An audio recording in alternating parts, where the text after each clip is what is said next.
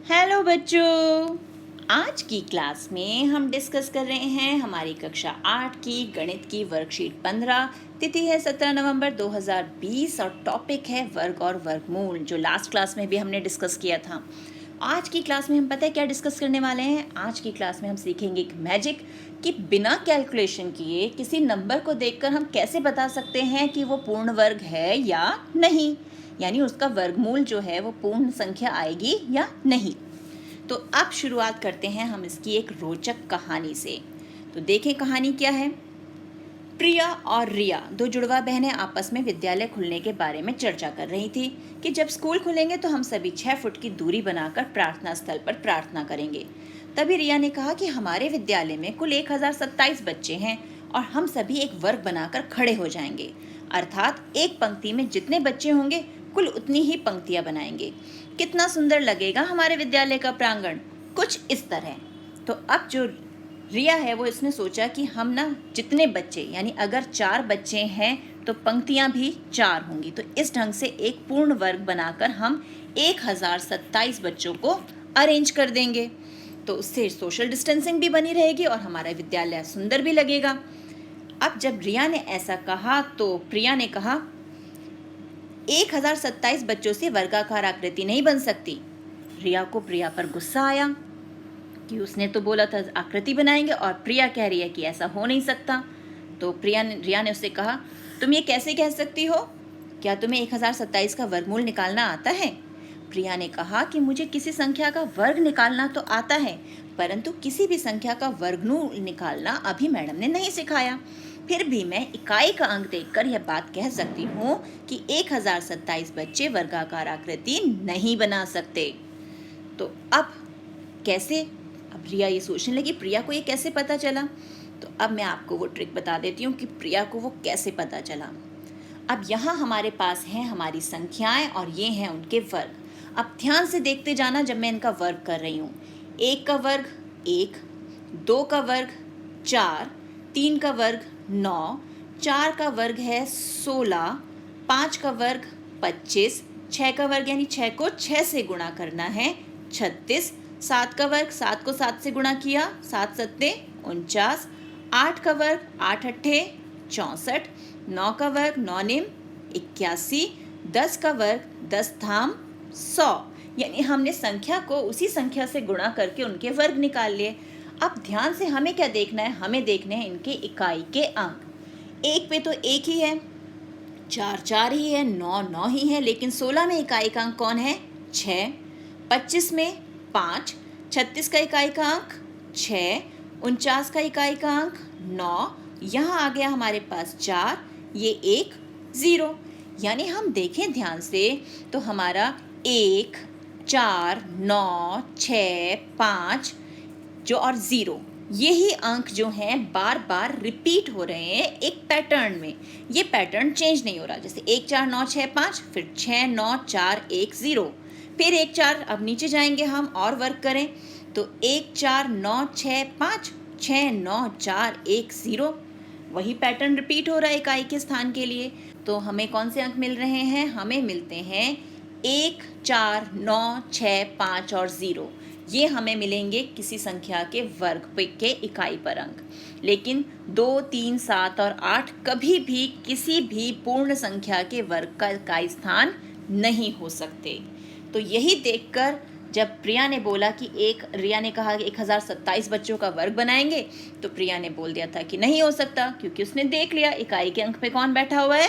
7, और 7 जो है वो किसी भी पूर्ण संख्या के वर्ग का इकाई पे नहीं आ सकता।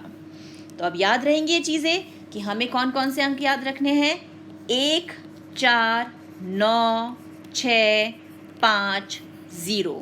ये अगर इकाई के स्थान पे है तो वो संख्याएं पूर्ण वर्ग संख्याएं हो सकती हैं। लेकिन अगर 2 3 7 या 8 है तो वो पूर्ण वर्ग नहीं होंगे। तो ये हमें ध्यान रखना है। तो आइए अब कुछ प्रश्न हल करते हैं। तो प्रश्न क्या दिए हुए हैं हमें? निम्नलिखित संख्याओं के वर्गों का इकाई का स्थान बताएं। कि इकाई का अंक बताना है, यहाँ स्थान लिखा हुआ है, हमें अंक बताना है। तो इकाई के अंक पर क्या आएगा हमें ये बताना है। तो अब हम इस प्रश्न को हल करते हैं। तो हमारे पास है हल 1। तो अब हमें देखना है इकाई के स्थान पर वर्ग करने पर कौन सा अंक आएगा। तो पहली संख्या हमें दी रखी है 56,778। तो अब यहाँ हम सबसे पहले लिखते हैं इकाई का अंक क्या है इसका। तो इकाई का अंक है यहाँ पर हमारे पास 8, तो हमने लिख लिया यहाँ 8। वर्ग क्या होगा इसका, जो हमारा 8 है इसका वर्ग हमें मिलेगा 64।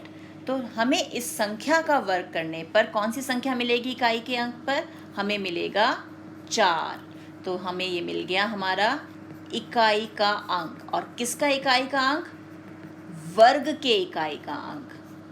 तो ये वर्ग के इकाई का अंक मिल गया। अगली संख्या है 83,876। तो इसमें इकाई का अंक कौन है, 6। ये हमने 6 ले लिया, 6 का वर्ग किया मिला 36।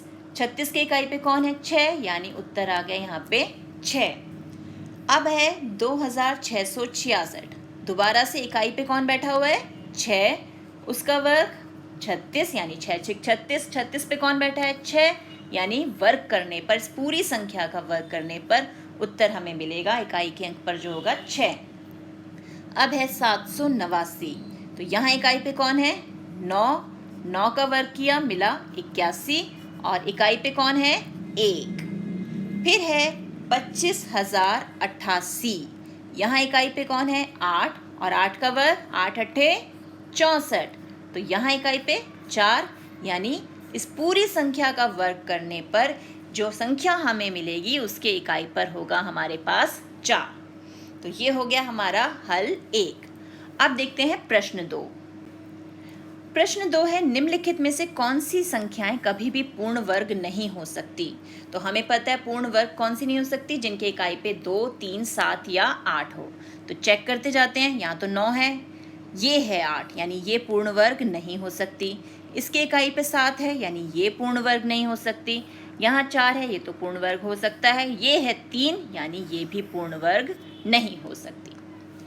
प्रश्न 3, निम्नलिखित में से कौन कौन सी संख्याओं के वर्ग या घन करने पर संख्या के इकाई स्थान पर कोई फर्क नहीं पड़ेगा, यानी वो इस इकाई का अंक वापस आ जाएगा। तो पहले है 8। अब 8 का वर्ग करें तो 8 गुणा 8 64, यानी अंक बदल गया। 8 से क्या बन गया, 4 बन गया, यानी ये वो संख्या नहीं है। यहाँ इकाई पे कौन है, 5। तो 5 गुणा 5 25, यानी फिर से इकाई पे 5 मिल गया। और 25 को भी 5 से गुणा करते हैं घन निकालने के लिए, तो मिलेगा 125, यानी फिर से 5 मिल गया। यानी ये वो संख्या है जिसके इकाई के अंक का हम चाहे वर्ग निकालें या चाहे घन निकालें, संख्या के इकाई स्थान पर कोई फर्क नहीं पड़ेगा। अब आ गया हमारे पास 1। अब 1 को तो 1 से गुणा करोगे तो भी 1 मिलेगा, 3 बार गुणा करोगे तो भी 1 मिलेगा, यानी इस संख्या के इकाई के स्थान पर भी कोई फर्क नहीं पड़ेगा।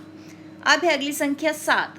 तो 7 गुणा 7, 7 सत्ते 49, यहाँ तो 9 आ गया, पर संख्या थी 7 यहाँ पर, यानी ये तो फर्क पड़ गया। तो ये हमारी वो संख्या नहीं है। अब अगली संख्या है ये जिसमें इकाई पे है 6। तो 6 गुणा 6, यानी 36। तो 6 वापस आ गया, और इसे 3 बार गुणा करें तो, यानी 6 6 36। अब 36 को भी 6 से गुणा करना है, तो मिला 216, यानी दोबारा 6 मिल गया। यानी ये भी ऐसी संख्या है जिसका घन या वर्ग करने पर संख्या के इकाई के स्थान पर कोई फर्क नहीं पड़ेगा। तो अब ये रूल हमें याद रखने हैं जिससे हम संख्या को देखकर बता सकें कि पूर्ण वर्ग होगा या नहीं। तो अब हम ये मैजिक सीख चुके हैं, तो ये मैजिक और बहुत सारी संख्याओं पे ट्राई कीजिए। मिलते हैं एक और वीडियो में, तब तक keep practising and enjoy maths.